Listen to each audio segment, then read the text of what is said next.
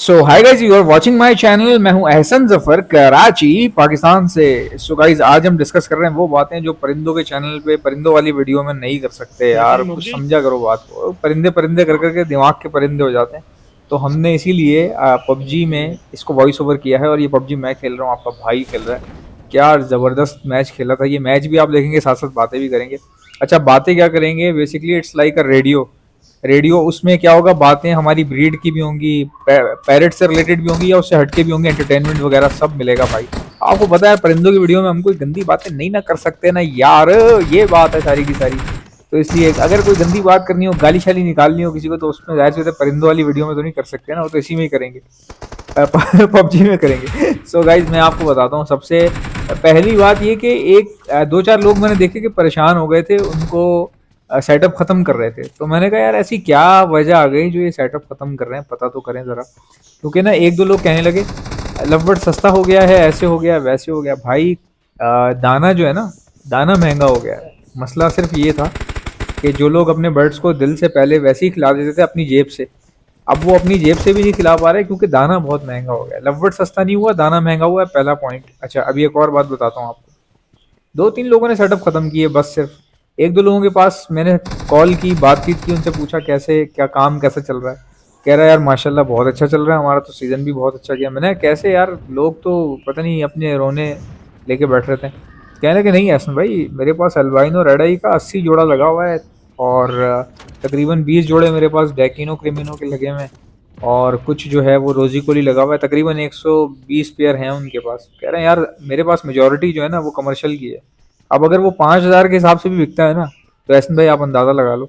तो काम तो चल रहा है। हाँ, पहले बहुत बड़ा फायदा हो रहा था, अब थोड़ा उससे थोड़ा सा नीचे कम फायदा हो रहा है, लेकिन हो रहा है फायदा। तो अब आप मुझे बताएं, अगर 80 पेयर दो दो बच्चे भी दे रहा है एक ही क्लच में, तो करवाओ मल्टीप्लाई जरा। 5,000 से करवा लो, चलो मैं तुम्हारा शक ही मिटा देता हूँ। फिर काम चल रहा है कि नहीं चल रहा है भाई? एकदम कारतूस चल रहा है। तो कई लोग, वो लोग परेशान हैं जिन्होंने यार म्यूटेशन है ना बड़ी अजीबो गरीब सी रखी हुई थी। कौन सी रखी हुई थी? कुछ ने तो बहुत ही ज्यादा ऊपर लेवल पे रखी हुई थी, और कुछ ने बहुत ही ज्यादा निचले लेवल पे, यानी कि बहुत ही छोटी लो क्लास म्यूटेशन। फिशरियाँ फिशरियाँ जमा करके बैठे हुए हैं, उसको जो है ना स्प्लिट स्प्लिट कर करके बैठे हैं। एक तो वो लोग रुल गए बेचारे जो स्प्लिट स्प्लिट करके फिशरियाँ लेके घूम रहे हैं, और एक वो लोग थोड़ा सा ब्रेक लगा। मैं ये नहीं कर रहा रुक गए या उनकी काम रुक गया, ऐसा नहीं है। ब्रेक लगा है, जैसे हैंड ब्रेक नहीं लगता गर्र करके। तो एक ब्रेक सा आया उन लोगों में जिन लोगों का बहुत हैवी ड्यूटी काम था, जो सिर्फ डन फेलो और पेल फेलो में काम कर रहे थे। तो बेसिकली ये पैरानॉय जब फैला, ओ माय गॉड लवबर्ड सस्ता हो गया, तो उस टाइम पे कई लोग जो ऐसे थे पेल फेलो ले रहे थे, लेकिन अचानक उन्होंने लेना रोक दिया डर के मारे, सिर्फ डर के घबरा के। पता ही नहीं है उनको क्या बात है क्या नहीं है। ये बात बिल्कुल सच है भाई, रेट थोड़े बहुत नीचे आए हैं और आगे भी जाके आ सकते हैं। तो ये तो सब में ही होता है, लेकिन काम तो नहीं छोड़ा जाता। बजरी भी सस्ता होता है, फिंचे भी सस्ती होती हैं, उस टाइम कोई शोर नहीं मचाता, कोई किसी का पैरानॉय कोई फैलता भी नहीं है। कॉकटेल सस्ता हो गया था थोड़ा सा, अभी पहले की बात है, उस टाइम भी किसी ने शोर नहीं मचाया। शोर वहां जाके मचाओ जहाँ मचाना चाहिए। पता करो दाना कहाँ से आ रहा है और ये कौन है जो महंगा कर रहा है इसको। ठीक है, ये चीज पता करने की है, वहां नहीं जोर चल रहा किसी का भी। इसके अलावा अब जरा परिंदों से हट के बात करते हैं यार। मेरे मुतलिक मेरा जो सेटअप है, परिंदों से हट के नहीं, मैं आपको वैसे बता रहा हूँ। मेरी तो ख्वाहिश ये है भाई, मैं अगले साल कोशिश करूंगा। बाकी तो देखो अल्लाह की मर्जी है। अल्लाह ने जब तक जान दी है इंसान, तो उसी वक्त तक बात कर सकता है। तो मेरी कोशिश ये है कि अल्लाह ने मुझे ज़िंदगी दी तो मैं जो है वो next year albino red I completely जो है ना अपने ऑफिस वाले सेटअप में डाल लूँगा। अभी ऑलरेडी मेरे पास एक सेटअप है छोटा सा, वो चल भी रहा है, ब्रीड भी आ रही है, फ़ायदा भी हो रहा है, बट उस लेवल का नहीं है ना यार। अपने करीब लगाएंगे तो मज़ा आएगा। वो बहुत दूर लगाया हुआ है, पार्टनरशिप में आगे पीछे, फैमिली के साथ ही ना, अपने मामू के साथ पार्टनरशिप में डाला हुआ था वो। अभी भी है, बट अभी ये हम एक ऑफिस में भी लगाएंगे, तो उसमें मज़ा आएगा बहुत। ये बात कर दी मैंने आपको, अपनी प्लानिंग बताई। इसके अलावा मैं बात करता हूँ आपसे। अच्छा गाइज, यूट्यूब पर पाकिस्तानी यूट्यूबर्स कौन कौन ऐसे हैं जो बहुत अच्छा कमा रहे हैं? मैं बात करूंगा फेमस यूट्यूबर्स की, राइट? जैसे डक्की भाई हो गए। अब डक्की भाई जो है कैसा ज़बरदस्त तरीके से यार, उसकी एक वीडियो पे 1 मिलियन व्यूज़ आ जाता है एक वीडियो पे। ठीक है, तो ये कैसे आ रहा है, किस तरह आ रहा है? वो बंदा सिर्फ बात करता है, लेकिन उसका बात करना इतना अट्रैक्टिव है, जैसे hello ji, welcome back to another vlog, ओए आ गए हैं हम लोग। तो वो उसका जो स्टाइल है ना बात करने का, वो एक तो तेज तेज बोलते हैं, अटेंशन सीकिंग होता है इस तरह से ना, बंदे की अटेंशन जाती है, मजा आता है ना, क्रिस्पी लुक। ये देखे मैंने कैसे फाइट की थी भाई, इसको एक को टिकाया आपके भाई ने, और भी आ गए इसके इसके और ये देखना अभी जरा भाई इसके, ये मैंने बहुत जबरदस्त तरीके से खेला था ये वाला। इसके और बंदे भी आ गए और उन्होंने किया कि ये देखें एक यहाँ से आ रहा है, ये देख कितना तेज से घूम रहा था, ये आपके भाई ने ऐसा पेला इसको भाई। अच्छा ये देखें, ये इसका दूसरा बंदा नीचे बैठ गया था मुझे देख के बेचारा नीचे खुद ही बैठ गया तो मैंने उड़ा दिया इसको।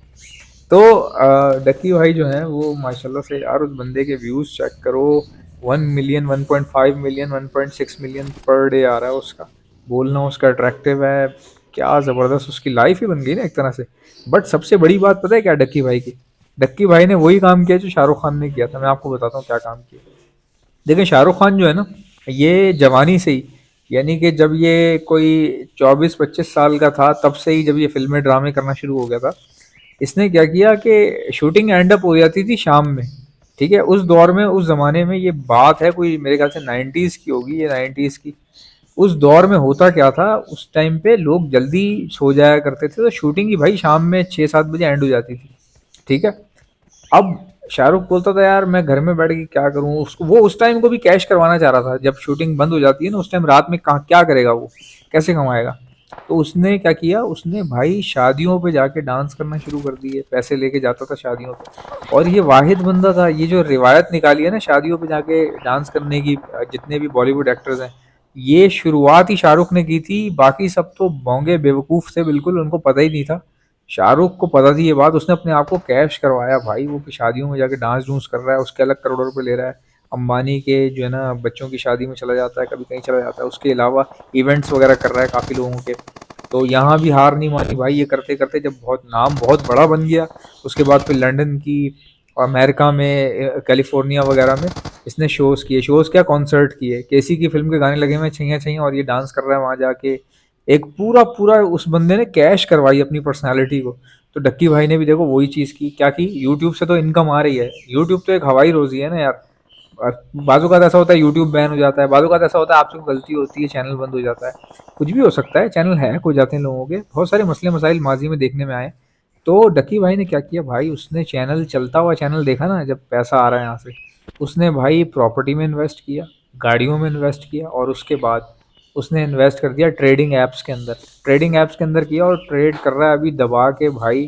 ट्रेड, उसका ट्रेड भी चल रहा है। तो अब उस एक इंटरव्यू था उसका रिसेंट, नादिर अली वाला, मेरे ख्याल से नादिर अली वाला, उसमें वो बता रहा है कि मैंने जितना यूट्यूब से कमाया है ना, उससे ज़्यादा ट्रेडिंग ऐप्स में कमाया है, मैंने ट्रेड करके कमाया है। ठीक है, अब ये सुन के आप लोग किसी ट्रेडिंग ऐप में ना घुस जाना भाई, क्योंकि आधे से ज़्यादा ट्रेडिंग ऐप जो है ना वो फ्रॉड होती हैं।